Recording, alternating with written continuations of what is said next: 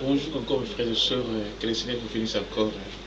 Natongo Kitoko, le Seigneur nous fait encore grâce et Yakumona. Je dis encore au Seigneur merci parce qu'il nous aime beaucoup. Et à tout moment, quand il nous aime, après absolument Kitoko, le Seigneur nous aime mes frères et sœurs. Souvent, nous avons souffert de vie. Si on a souffert de vie, nous avons souffert de grandeur où il y a bon ça pour notre vie. Mon frère, vous avez béni Natongo au plan de ma vie. C'est la parole qui bénit, ce n'est pas moi, mais c'est la parole qui bénit. Nina tongo to par exemple banzambe oza kitoko oza goût koleka lipa koleka soso koleka sandwich koleka hamburger koleka KFC. Ndeko na ngai na bakatuma sonko la beso grâce na tongo chaque tongo na émission na biso spéciale urgence miracle to bozanga te ko partir mo ba encore partout là ndangai ngola pambola yo na chambre na salle partout qu'on a pambola yo tika ko talanga ka no talanga bo quelle différence et pesa que la paix et pesa ko tando talanga ka bo c'est moment de aussi mbate et simba na kombo na Yesu. Amen. De qu'on a tout on a tout pratique quelque chose dans par Nzambe mais c'est bien que chaque temps tu soit ka dose en il y a 2-3 minutes mais il y a dose pour comprendre yo moko na ndako tango tikala soit ka version na fungula kango lebiki tango to fungula ngo nkola ku bakisilo pour nous sta fungula sur ya min koleka parce que tu en attends que ya to profita tout taka 2 à 2 ou 3 minutes to baka l'essentiel mais mingi c'est yolo comme ça ma sa grâce to landa mingi nana parler au moko dans Luc chapitre 2 verset 2 verset 2 à 7 on est dans c'est naissance à Christ balobi awa Yesu Masia abotami et comment il attend oyo ba yosa la recensement et Marie Joseph va déplacer ba kende pour ba kende na recensement ba comme on est que Marie a quitté la zemi et a qui posa pour bota et place à il y a Isaac quitté ba qui boté c'est occupé et ba que là et sika ba tchaka ba meme babi Marie a qui posa pour bota et a boti Yesu ba tchena nini ba laissa ba meme mais le roi des rois tasika bota mokonda bakondia tasika bota bobani roi ko bota mona te e bo pital ne zalaki o nzamba ko za pesa ki bota pital munene ils entendent que ba grand docteur ba zalaki ba ko bota Yesu Masia tout le monde non le quoi anima le gloire comme mona ngaza roi ko bota ba kuna te roi fa bota kana e sika ba ne ba bota ba on tango na batimba ba bota maki musu ba zala ba motina mote ba bota maki mais le roi bota maki e sika oyo ne to maninga parce que nzamba ko ba teke Yesu bota masika ba me baza les nzamba za na kapita uza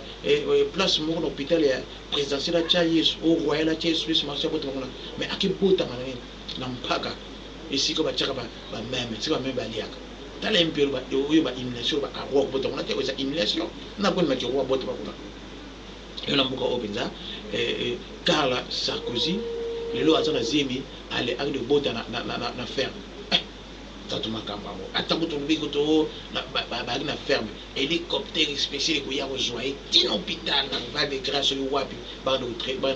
botsai parce que ça moi si ya président azana honnête mon azoya azana mon président azana honneur azelo moi si obama zo bota ata ba kina range sur côté ni asuka fin fois bota non ba rejoindre avant spécial et que me tire de bota vouloir pas dans ta vie bon ça va venir comme hôpital ba na botse dans na kata vie mais oya biso roi mukolo makambo akibota na mpaka ba meme tala makambo se ba bota ba meme isika o soleza isika o santeza abota mikuna tala nesi lo bukwa nzambe mo basalaka pour la biso exemple pour ça sont mes belé nzambe ko se lo mo so kezana histoire so kezana leçon tirée nzambe linga tout moment ya ko faire raisonner biso bato ya saboso bato ke ya za nzambe ko tikala nzambe ima basalaka pour enseigner biso de konangai tilo munanga ndeko nanga Yesu abotami esika ba bazalaki abotami kuna esika soleza esika oyo ba sanité ezali mais roi libi ko botama kuna les rois des rois oh le loiseau be oya beta satan oh le lo communication na bi au nom de Jésus ba di bazo panza au nom de Jésus ma de bika au nom de Jésus changer esika o mo ezala biso bika no Jésus mo le biso bika mo le mo côté tana makam esika 8 comme 9 au nom de Jésus mais abotama na mpaka ba meme ndeko nanga lebiselo ko moko yebelo mundi ko ngai Yesu abotama na mpaka ba meme azaki abotama sika sa tizalaki mais eloko moko tsine ki royauté na ye atikale ka roi atesika abotama ki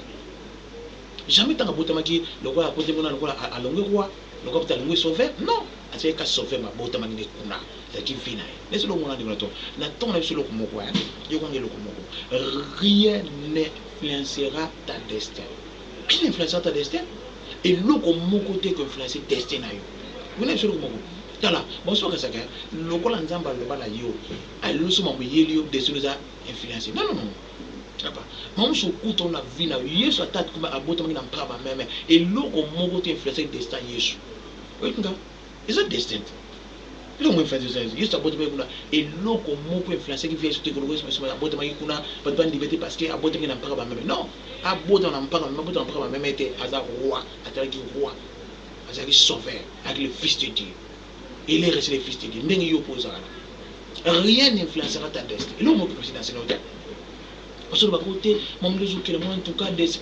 de kunanga nyonso ko vivre na vie na yo et ko changer destin na yo te destin ko tsela ka destin na yo so ba lobaki na yo boy nza mo sapono boy et ko ato bota na mpaka ba meme comme to ba bota na mboga mais lo ba PDG combien qui sombe na par exemple qui sombe ke ko mwisi oya baza qui sombe banini qui sombe bota atanga te boko atanga te aza ndengwani wa ki sombe akuma mu konje na yi ki sombe te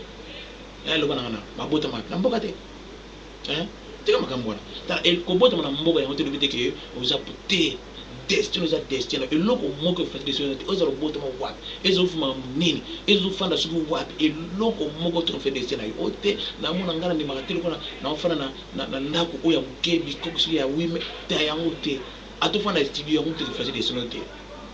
tu comprends nga attends aux anango au mambo il y a un défense il est rien n'influence ta destin na yo isa destin za mabongo sa yo